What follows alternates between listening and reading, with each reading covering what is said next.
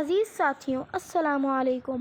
اللہ تعالیٰ نے مسلمانوں سے قرآن پاک میں وعدہ فرمایا ہے کہ جو کوئی اللہ تعالیٰ سے ڈرتے ہوئے کام کرے گا اس کے لیے اللہ مشکلات سے نکلنے کا کوئی راستہ پیدا کر دے گا۔ جب قریش کے مظالم حد سے زیادہ بڑھ گئے اور واقعہ معراج کے بعد انہوں نے آپ صلی اللہ علیہ وسلم کے خلاف کھلا ہوا اعلان جنگ کر دیا اور طے کر لیا کہ مسلمانوں سے ہمیشہ لڑتے رہیں گے اور انہیں گھیر گھیر کر ستاتے رہیں گے یہاں تک کہ وہ گھبرا کر محمد صلی اللہ علیہ وسلم کا ساتھ چھوڑ دیں گے، تو آپ صلی اللہ علیہ وسلم کے دل میں یہ خواہش پیدا ہوئی کہ قریش کی بدسلوکیوں سے نجات مل جائے تاکہ آپ صلی اللہ علیہ وسلم آزاد ہو کر دین کی دعوت دے سکیں اور رب کا بھیجا ہوا پیغام پہنچا سکیں۔ نبوت کا 10واں سال تھا۔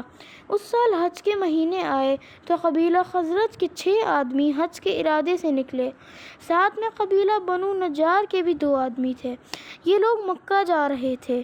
عقبہ نامی ایک مقام پر پہنچے تو آپ صلی اللہ علیہ وسلم سے ملاقات ہو گئی۔ دیکھتے ہی آپ صلی اللہ علیہ وسلم نے پوچھا، کون ہیں آپ لوگ؟ انہوں نے جواب دیا، خزرج۔ آپ صلی اللہ علیہ وسلم نے فرمایا، یہودیوں کے ہمسائے؟ انہوں نے کہا، ہاں۔ آپ صلی اللہ علیہ وسلم نے فرمایا، ذرا بیٹھیں گے نہیں کچھ باتیں کریں؟ انہوں نے کہا، جی ہاں ضرور۔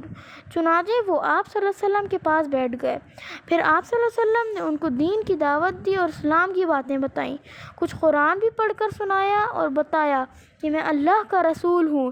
آپ صلی اللہ علیہ وسلم کی باتیں سن کر وہ بہت حیران ہوئے اور دل ہر بڑا اثر ہوا۔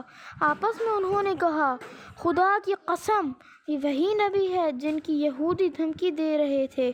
خدا کی قسم اب وہ ایمان میں ہم سے بازی نہ لے جائیں۔ چنانچہ اسی وقت وہ ایمان لے آئے اور جو کچھ آپ صلی اللہ علیہ وسلم نے فرمایا کانوں نے سنا اور دلوں نے محفوظ کر لیا۔ اسلام لا کر ان لوگوں نے خوشی خوشی حج کیا، پھر قوم کی طرف پلٹے۔ وہی نبی جس کی آمد کی یہود دھمکیاں دے رہے تھے، مگر وہاں پہنچے تو معلوم ہوا کہ اوس تو پہلے ہی یہ مجردہ سن چکے ہیں۔ یہ بھی دیکھا کہ نہ جانے کتنے دل نئے دین کے لیے بےتاب ہیں اور نہ جانے کتنے سینے اس کو جگہ دینے کے لیے سراپا انتظار ہیں۔ دوسرے سال حج کے دن آئے تو اوس و خزرج کے 12 آدمی مکہ کے لیے گھر سے نکلے۔ عقبہ میں آپ صلی اللہ علیہ وسلم سے ملاقات ہوئی اور وہیں پر ان لوگوں نے اسلام قبول کیا، بیعت کی اور عہد کیا کہ اب شرک نہیں کریں گے، چوری سے دور رہیں گے، اولاد کو قتل نہیں کریں گے اور کسی پر بہتان نہیں لگائیں گے۔ آپ صلی اللہ علیہ وسلم نے فرمایا، اگر اس عہد کو نبھایا تو اللہ جنت دے گا، اور اگر ان میں سے کوئی برائی سرزد ہو گئی تو مولا کی مرضی پر ہوگا، چاہے تو معاف کر دے گا اور چاہے گا تو عذاب دے گا۔ یہی بیعت عقبہ اولیٰ کے نام سے مشہور ہوئی اور یہ نبوت کے 11ویں سال واقع ہوئی۔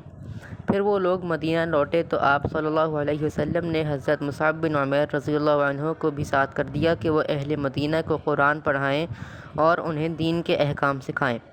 اس طرح مدینہ میں اسلام بہت تیزی سے پھیلا۔ لوگ پہلے ہی سے حق کے پیاسے تھے۔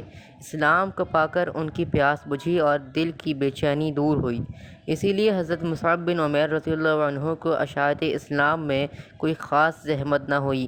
لوگ پروانہ وار دین پر ٹوٹے پڑ رہے تھے اور حضرت مصعب پورے جوش اور ولولے سے ان کو دین کا علم سکھا رہے تھے۔ اللہ اہل مدینہ کا بھلا کرے۔ ایک ہی سال میں وہاں اتنے مسلمان ہوئے کہ مکہ میں برسوں میں نہ ہوئے۔ انہوں نے آپ صلی اللہ علیہ وسلم کا بول بالا کیا، ٹھیک اس وقت جب کہ آپ صلی اللہ علیہ وسلم کی قوم آپ ہی کے دین کو مٹانے کے در پہ تھی۔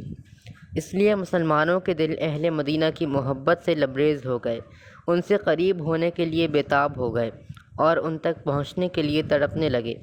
یوں اللہ تعالیٰ نے حضرت محمد صلی اللہ علیہ وسلم کے لیے مشکلات سے نکلنے کے لیے ایک راستہ نکال دیا۔ ہمارے چینل کو سبسکرائب کریں تاکہ ایسی ہی معلوماتی ویڈیوز جلد از جلد آپ تک پہنچ سکیں۔